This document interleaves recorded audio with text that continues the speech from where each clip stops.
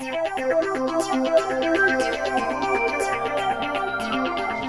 being the last panelist is either a blessing or a curse, and I guess we're going to find out which it is. I'm not an expert in gene editing, but I am an expert in evaluation and in public health and in health systems and in technology assessment, health technology assessment. And what you're going to hear are my thoughts about where this can go, where this needs to go, the kind of lens I would bring on it. And I have some very simple statements to make, which is let's remember evidence and where this should play in and how we get it. So I think some of you are from Ottawa, and many of you will recognise this young man, Jonathan Petrie, who has the unfortunate situation of having an absolutely devastating genetic disorder for which there are effectively no meaningful treatments, and he will die before he's 30. He's 16, and he will die before he's 30 without something happening. And this is the kind of so I have paradigm shift fatigue when it comes to genetics and personalised medicine and health, but I begin to see a glimmer of something that could be revolutionary here. I'll get that horrible picture off, sorry, but so at the moment, as we speak, he is in a hospital bed in Minnesota, having received bone marrow cells, stem cells from his mother. And I have no doubt that he has made, he's 16, but he appears to be very mature. He's made a personal informed decision that he will trade the risk of, the getting on for 1 in 3 risk of dying from this, for the something like 2 in 3 probability that this will make a meaningful difference to his life. And what he's undergone is at the moment in a complete research setting. This is not evidence in a way that you can translate, but what I'm interested in, okay, so these figures, 2/3, 8 deaths and so forth, if we put this out as a policy, how's that going to work? Can we recommend this? What can we tell policymakers? What can we tell people who are considering this? And we're not that far away. So you see this is the same position. Perhaps down the line, instead of all of the risks that go with receiving someone else's cells, or the transplant risks, that someone like Jonathan could actually have his own cells modified. And I think this is the kind of thing that we're all kind of reaching for and hoping that finally we will have, I don't want to call it a miracle, but it is almost feeling like that when it comes to genetic disorders. What does the evidence say? So we have to move from case series and very constrained research studies to something that we can use for policy and practice. And every jurisdiction has access to its health technology assessment processes and advice. The Canadian Agency for Drugs and Technology in Health is one of the ones that we have.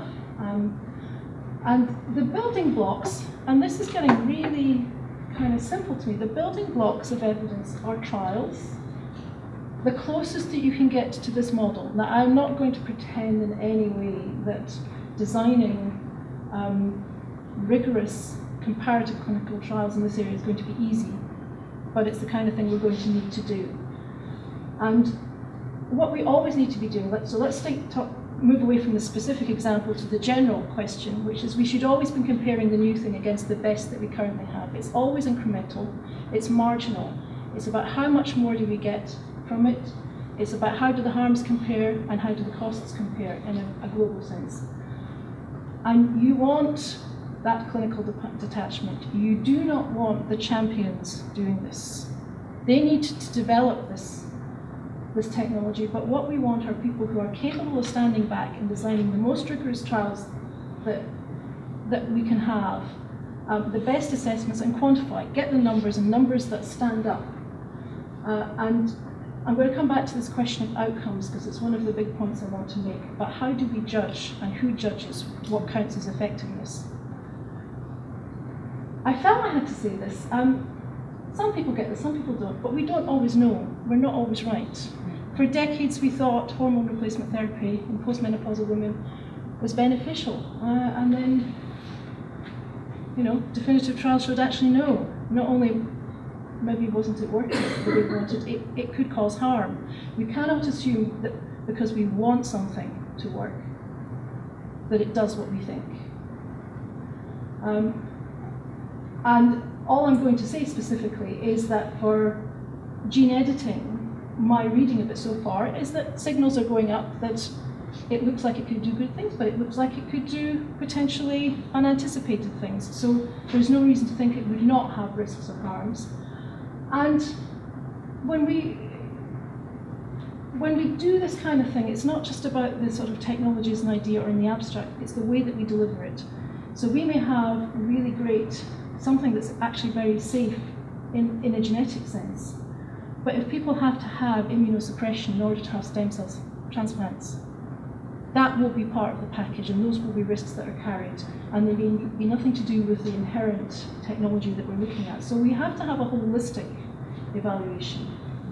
And I can't believe it, this is my only slide on germline gene editing, just to say, looks like there's more to think about, and I think if we have a discussion we can go there, but it's no reason. Do you like my graphics? I do feel, I had some slides that I took out, but I had some slides about liberation therapy for MS. And it's the same message of this.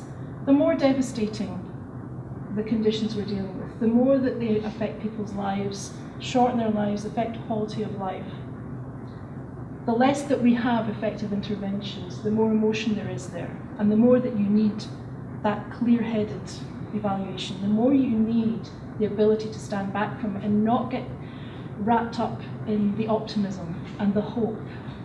And it sounds, I'm not arguing for lack of humanity.